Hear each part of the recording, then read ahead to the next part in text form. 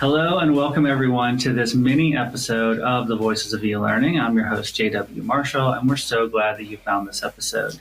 On this episode, we have a longtime friend of the podcast, Rebecca Stump. How are you doing today? I'm doing great. Thank you so much. And we are in Dallas, Texas. We are. You're in from Philadelphia for some other meetings, and we thought we've got to get together.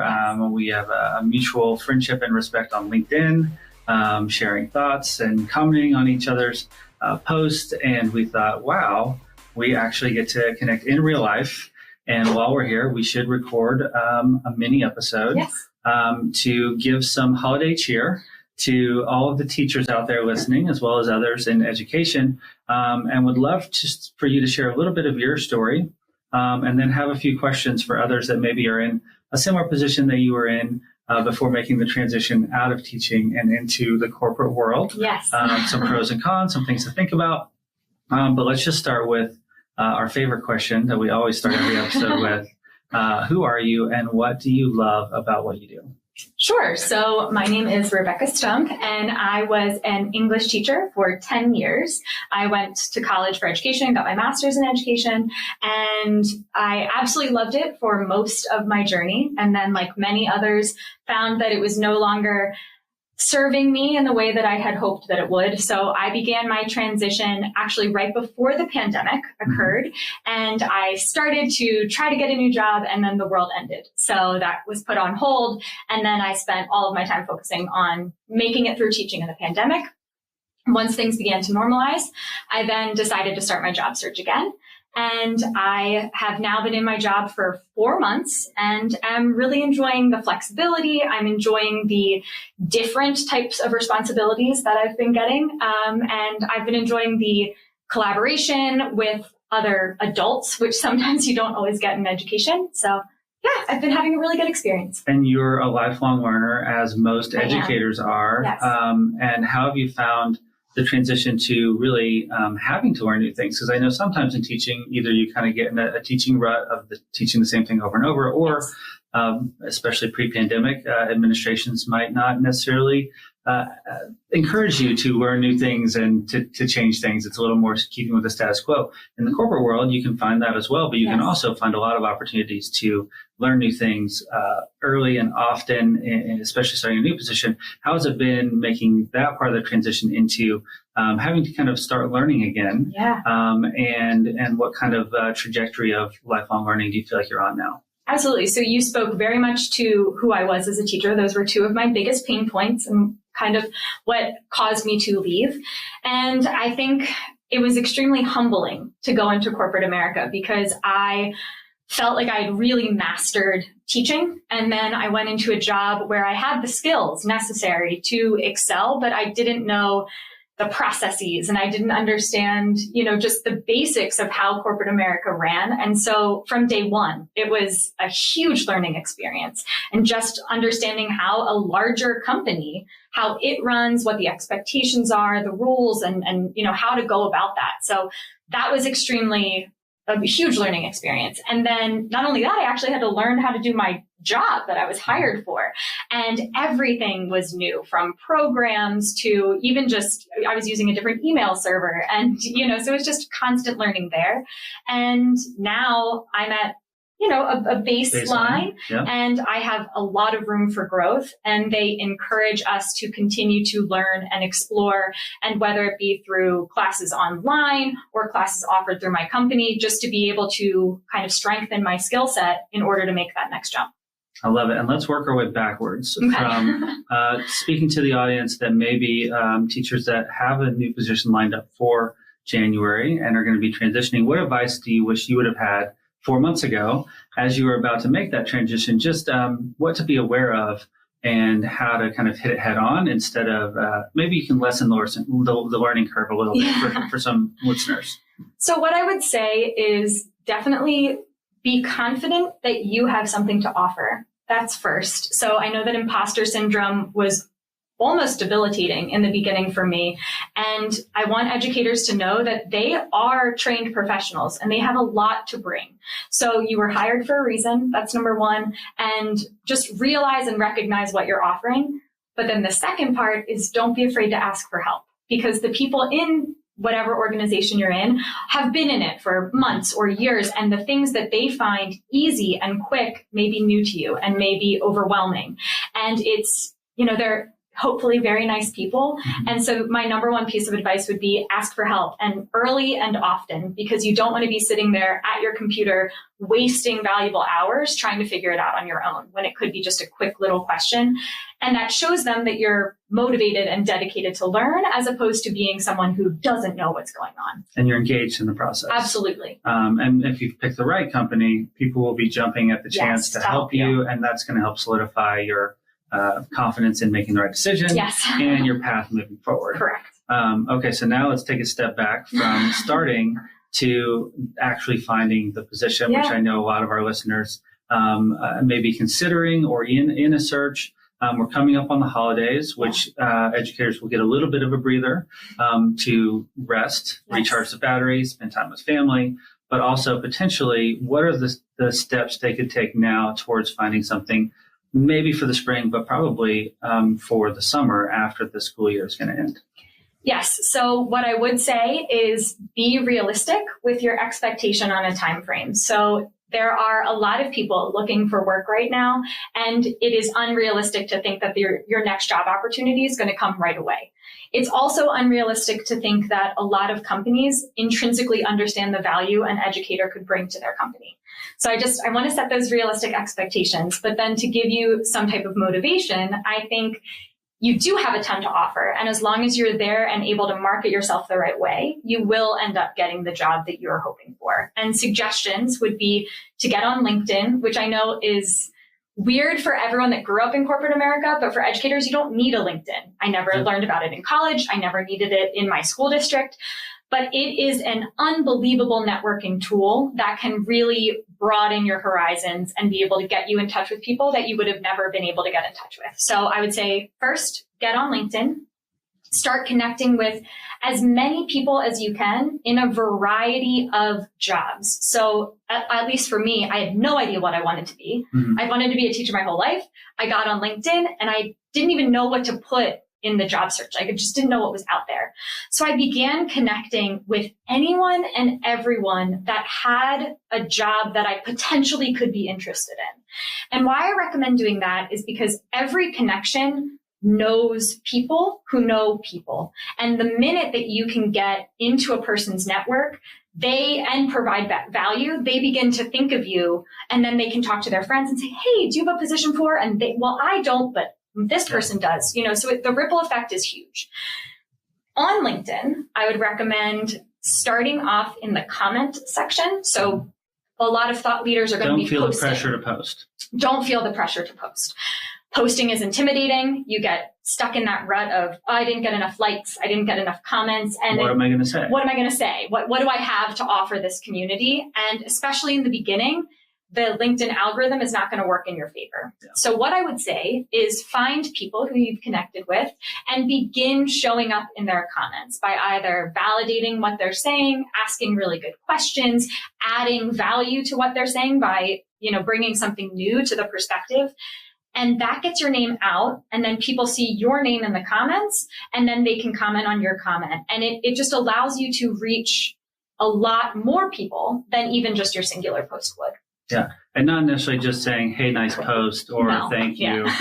Trying to add at least a one-liner. Correct. Like, hey, this is great. In my experience, I found that to be true. Yes. Or, hey, I ask a question in the comments. People that do post do love getting real comments and getting interactions, not just a bunch of people to like or say, hey, great post. Right. They want to have some debate or some back and forth or some validation. Yes.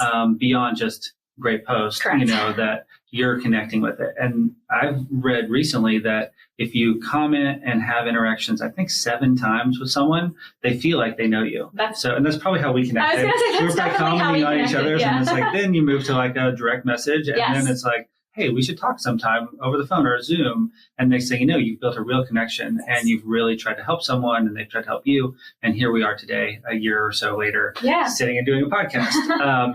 What would maybe be a couple of things not to do? And I'll start with one, which is not venting to the world over and over. I think you can do it once. You want to be your authentic self. I'm frustrated with this thing. But if you consistently are complaining or venting, everyone, including future employers, will see that and say, is this a negative person, or is this someone that, I may not want to hire? So what would be your advice to kind of navigate that?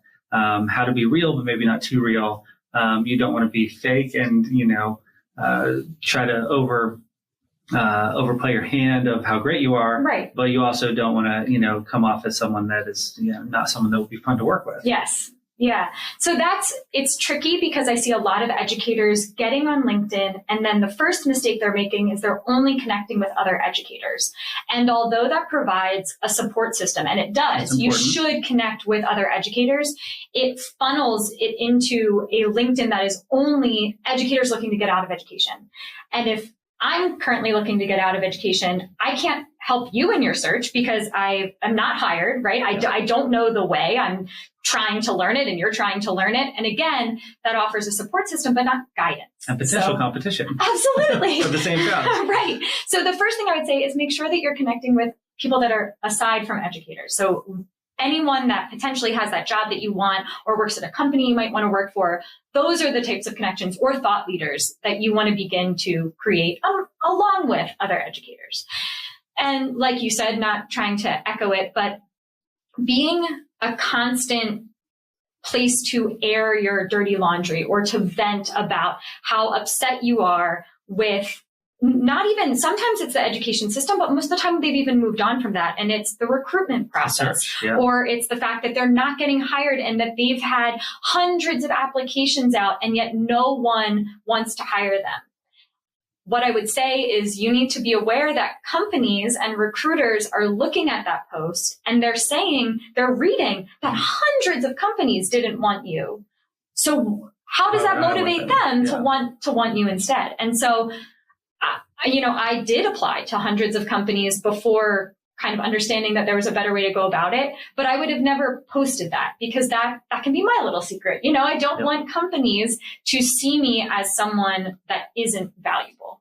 And I think that's a very easy way to do it. Or additionally, any comments you make, any negative comments where a teacher will post something and you'll get on there and say, yeah, that's horrible. I can't believe they did that.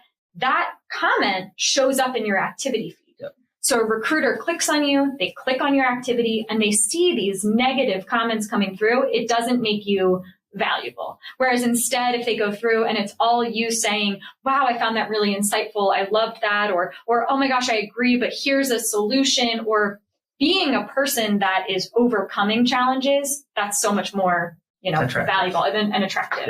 Yeah. And taking feedback and saying, I'm going to try that in my search shows that you're willing to try new things, that you're willing to grow. So there are you got to know what that kind of intangible message is that you're putting out there in your post and in your comments even is really good advice. What advice would you have as far as the teachers that are kind of losing hope? And we want this to be a show of hope, especially at the holidays, that, maybe the window is closing for getting out of teaching, here in the near term, but talk about the value of building those connections for kind of the long run, to build kind of deeper connections. Once you start getting a little bit of volume, which is important, how would you recommend finding either mentors or people really do want to help other people, especially on LinkedIn, especially business people, helping teachers transition, especially in the ed tech world, how to kind of build those deep relationships than just what could be viewed as transactional. Like, oh, it's obvious I'm trying to use this person to get this job. How do you kind of navigate those waters? Absolutely. So when you get onto LinkedIn and you make a connection and then you add them to your network, and then you instantly get into their DMs and say, hey, I really need 5 minutes of your time. It puts the person's back up because they feel used. They feel like the only reason you connected with them is so that you can take something from them, and that being time. So instead, I would recommend, if I wanted to, have 10 minutes of your time, I would start by, whenever you showed up on my feed, by being there in the comments to begin a discussion, begin a conversation, so that, like you said, you and I have this dialogue back and forth. And then 3 months down the line, it's a long game. So 3 months down the line, when I said, hey, JW, I have a question. Is there any possible way I could grab 5 minutes of your time? you would already feel like I have given you that amount of time's worth somewhere else. Yeah. So it's, you want to be there showing them that you do genuinely care about them. You care about their success, their well-being, the things that they're doing. And once you build that trust of, oh, they really are here for me, then they're so much more willing to say, of course, I'll give you 5 minutes of my time, which is the end game, right? Yeah. And they even probably know that when you've asked them. But they feel better about it. Exactly. You feel better about it because it's now more of a relationship as opposed to just, hey, I'm asking for something from you. And you have a little bit to talk about when you first get on the phone or the Zoom with them, because you've commented and you've had some like, oh, I really did like that. And then you can get to business after that. Correct. So there's LinkedIn 101 for everyone. Didn't know we were going to go there as deep. But one more thing I want on this topic. How would you advise those future job seekers to look at what are the key factors? And one that I think is often overlooked is size of company. Yes. So, it's just as important to know what kind of companies you don't want to work for as you do. And a lot of times that'll be easier to figure out at first. Yes. As you kind of hone in, and you don't want a shotgun approach to everyone. Right. But there is a difference. I want the audience to know this, between a small startup, between a large corporation, and then this big gray area in between of, is this a fast growing company? Is this a more established company that's been around for a long time? And for some teachers, there's a better fit culture-wise with, I'm always the teacher that wants to innovate and I'm being held back. Well, maybe a smaller startup or a medium-sized company that's, always putting out new products is a good fit. If you are maybe a more seasoned teacher and you're just looking for a more lateral transition to a bigger company and kind of, that kind of pace of a company, that's kind of one area I like to guide on. But are there any others? You can speak to that one, or any other factors that a teacher just wouldn't know going into it as far as the types of companies they would want to work for? Yeah, so I'll speak to that one first and then I'll move on. But I transitioned from being an educator who had a lot of latitude and freedom. If I needed to teach a lesson, I was allowed to make the worksheet. I was allowed to pull the article. I was given this massive amount of creative freedom. And then I transitioned into a company where it was a little bit harder to have that type of creativity because it was a well-established company and they had different protocols, which isn't bad by any means. It's working. They're very successful, but it was a shock to my system. It is very different. So I would recommend, if you are that type of teacher who loves to be creative and innovative and, has that fast-paced environment and you do really enjoy that grind, that perhaps a smaller startup who is trying to figure it out, who is going to be giving you a massive amount of responsibility and saying like, hey, go try it. And if it doesn't work out, let's iterate and try again. Whereas if you're the type of educator who really enjoys stability, you enjoy being given a task, how to do that task, and then you like being able to hand it in and be done, then a bigger company is exactly the right fit for you. You can go, you'll have a very clear set of directions, clear expectations, you do it, and then you'll be successful. Other things to look for, if you really enjoy collaborating as a team, I would recommend making sure to ask how much of your day is interaction with other people. For example, I know a lot of educators like to go into instructional design, or they think they want to go into instructional design. And then you get into instructional design and you begin asking around and you realize it's a very solitary profession. You do meet with someone to understand what they're looking for, the subject matter expert, but then you go back and it's you and your computer. And that's very isolating. And if you're an educator, you tend to be a highly socialized person. So maybe that isn't always the best fit. And I've had a lot of people on my network switch and say, I actually don't like it. It's too solitary. So that would be something to look out for as well. Like we said, but like the pace of work or the expectation, that's something that you want to look into, especially if you're exhausted as an educator and you don't like that fast movement. Other things to look for. Well, I would just say there also sometimes can be the job within the job. So being a trainer or being an implementation specialist could have some elements of instructional design in there where you could still feed that,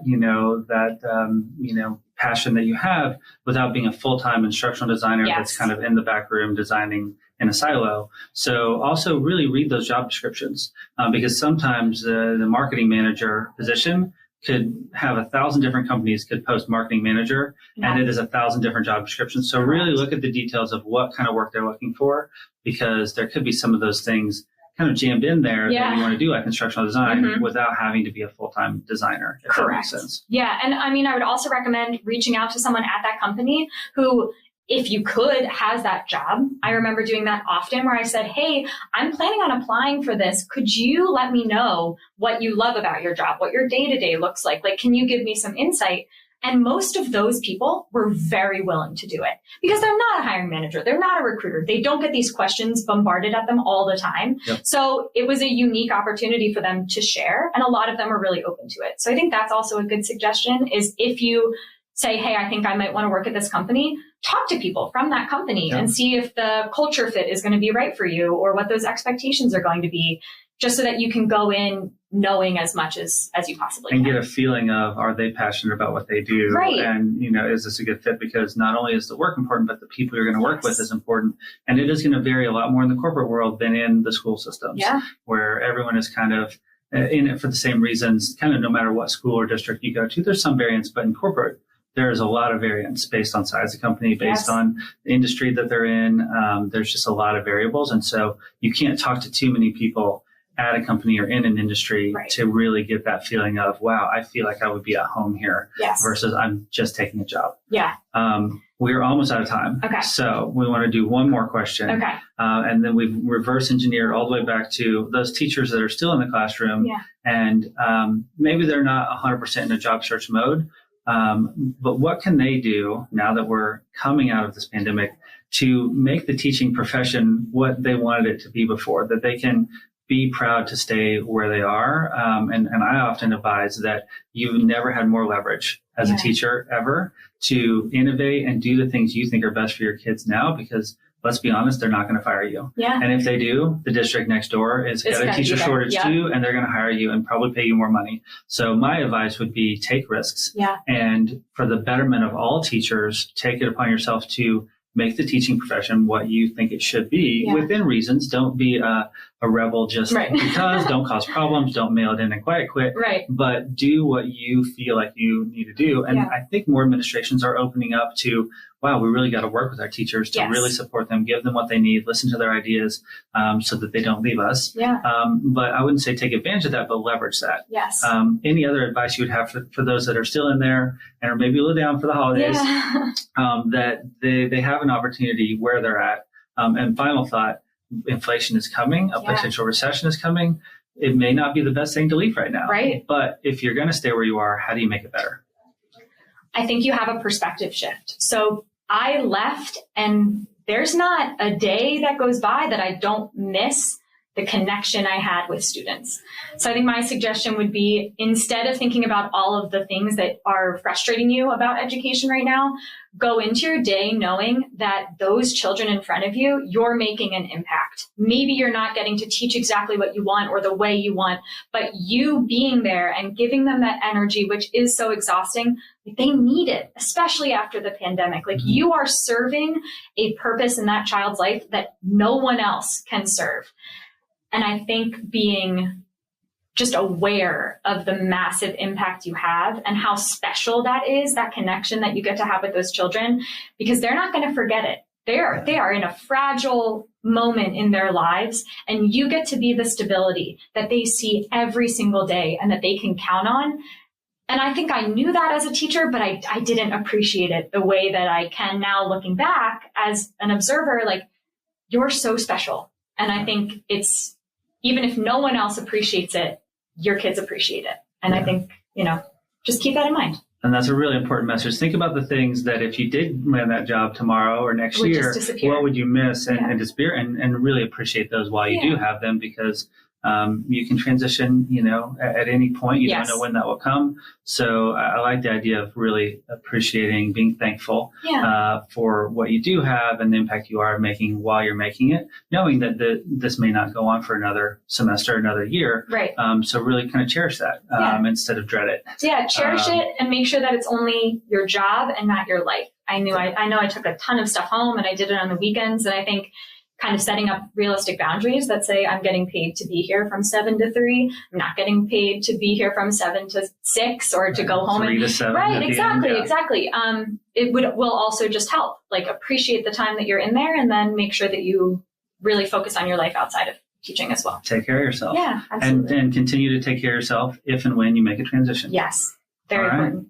Well, this is all the time we have for this mini episode. Rebecca, thank you so much for joining us live in studio. Yes, thank you for having me. We will have you on again. Congrats on your transition. Thank Good you. luck in your continued success. Thank you. And where can people follow you? Yes, so I am active on LinkedIn. It is Rebecca Stump, so just my name. And feel free to send me a connection request. I accept all transitioning teachers or just teachers in general. So. Perfect. Yeah. All right. That's all the time we have for today. Thank you so much for joining another episode of the Voices of eLearning. We love your comments and interaction with us. And remember to always keep learning.